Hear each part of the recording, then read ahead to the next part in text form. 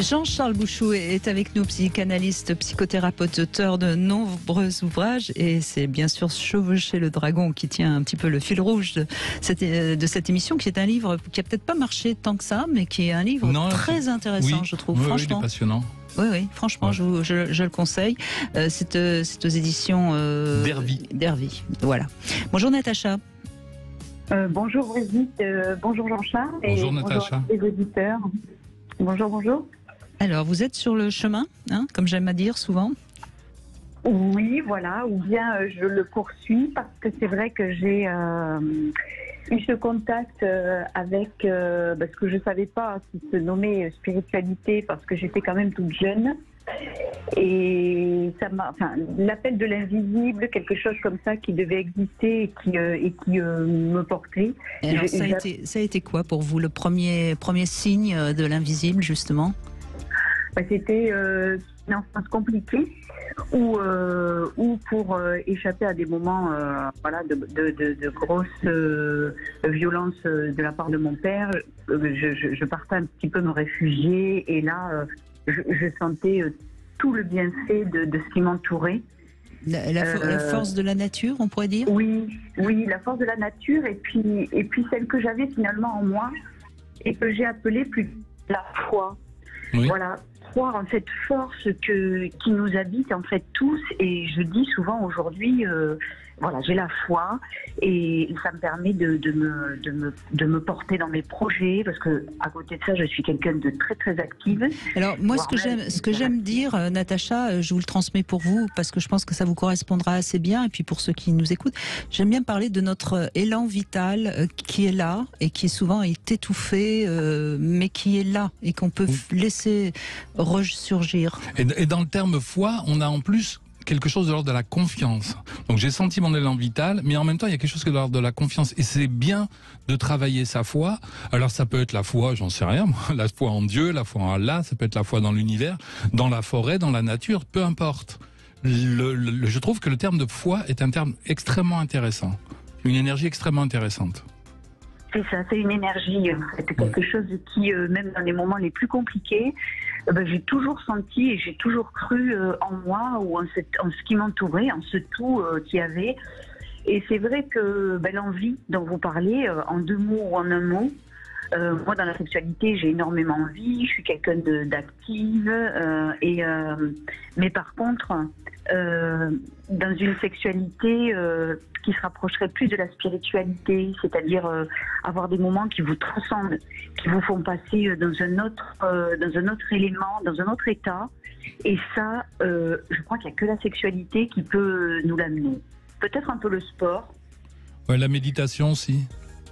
Ah oui, mais peut-être pas au point. Presque avoir des orgasmes par le sport, c'est possible. Vous savez, Natacha, je vais vous faire un aveu, et puis voilà. Mais moi, ça m'est arrivé d'avoir des orgasmes en touchant des arbres. Oui. Vous savez. Et puis, pour que tout le monde puisse me croire, qui n'a pas eu un orgasme en dormant, Ah oui. Donc voilà, après c'est la manière dont on est en relation avec son corps et justement avec la foi, si vous voulez, ou l'élan vital, et quand on lit Sainte Thérèse d'Avila, on peut penser aussi que quelque part c'était pas loin des orgasmes. Ouais. Mais moi, la plus belle expérience que j'ai eue à ce sujet, c'était au cours d'un travail en tantra. Ouais, je vais tout vous dire. Et à un moment donné, l'énergie, au lieu de s'exprimer par les organes génitaux, était remontée jusqu'à mon cœur. Et à ce moment-là, ce que j'ai vécu, c'est j'étais amour. C'est-à-dire, c'est pas j'aimais la personne avec qui j'étais, non, j'étais amour et ce qui m'entourait était amour. Et c'est une sorte de fusion avec le monde qui m'entourait. Je comprends très bien qu'on puisse ressentir ça dans la nature, dans une forêt par exemple. C'est transcendant, moi j'aime employer ce terme, et c'est vrai que c'est des termes du coup qui ont attrait à la religion, être dans notre transcendance, Mais est-ce que Natacha, pour arriver à ça, et on vous croit volontiers, d'autant qu'on sait de quoi vous parlez tous les deux, mais est-ce que c'est pas parce que quelque part vous avez un peu lâché l'ego, parce que vous avez un peu lâché aussi le contrôle, vouloir faire, toutes ces choses qui finalement nous éloignent de notre corps et de cette capacité? Oui, il y a une très belle phrase du Bouddha qui dit « Quand la pensée s'arrête, tout tout est révélé. Tout est révélé. C'est à un moment donné, si vous habitez votre corps, si vous êtes vraiment dans la forêt, parce que je crois que c'est d'une forêt dont vous nous parliez, hein, à un moment donné, on ne peut plus penser. Et à ce moment-là, on est soit avec le monde, indifférencié en fait, presque. On est le tout. Oui, c'est ça. On est dans le tout. Et c'est vrai que pour moi, la sexualité le permet. Pour répondre à la question de Brigitte, j'ai encore des efforts à faire sur le fait de lâcher. Mais comme la vie m'épargne pas toujours, du coup, c'est dans les difficultés qu'on se passe des couples, mais qu'on est un peu obligé. Ah, le mot m'échappe. Qu'on va s'exprimer avec toutes les ressources qu'on a pour dépasser la difficulté. Oui, peut-être se détacher du monde qui nous entoure. Voilà, c'est ce que j'allais dire. Et finalement, apprendre à lâcher de plus en plus prise pour être sûr que de toute façon, on ne contrôle pas tout. Et finalement, on est bien mieux quand on se dit qu'on ne va pas tout contrôler et en espérant, toujours avec cette foi que le meilleur arrivera parce que ça doit... je ne suis pas fataliste, vous voyez, mais se dire que quand même, si ça nous est amené sur notre chemin, c'est qu'on doit quand même passer par là. Donc, à tout contrôler, on n'est pas dans le flux, dans le tout. Et de toute façon, on peut pas tout contrôler en plus. Voilà. Mais bon. Mais la sexualité, mais sans doute que la sexualité, Natacha, vous qui êtes visiblement bien dans votre corps, elle apporte du plaisir, elle apporte des sensations qui nous ramènent au corps, encore et encore. Et puis, du coup, c'est plus tellement les pensées qui prennent la place. C'est vraiment le ressenti, la présence et la présence à soi. Et présence à ce qui nous entoure. Ouais. Et c'est en ça que vous dites que la sexualité, c'est ce qui vous permet de vous transcender. Mais encore une fois, pourquoi pas, si vous êtes vraiment dans votre corps, la sexualité, c'est un bon moyen de s'envoyer en l'air. Hein. Après tout, c'est l'expression, elle veut bien dire ce qu'elle veut dire.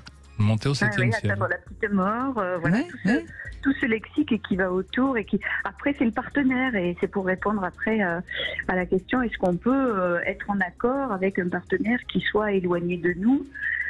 Moi je pense pas. Alors moi je pense que si, mais ça va dépendre. Je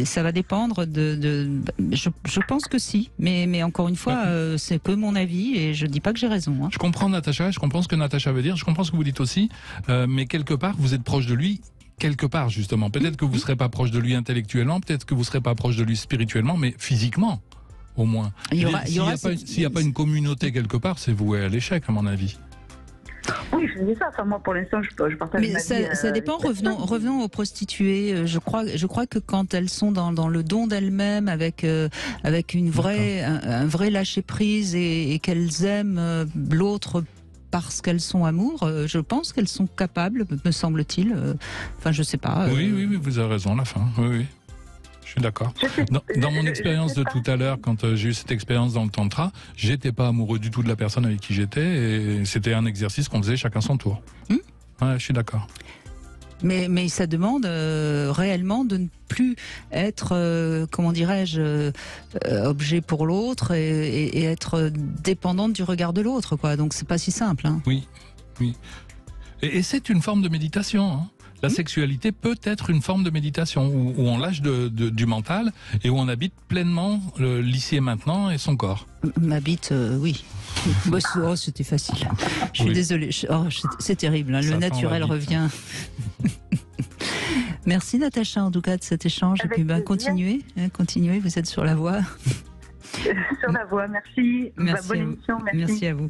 Allez, on retrouve Julia Palombe dans un instant, notre Sexy News qui va nous parler de la petite vie aussi.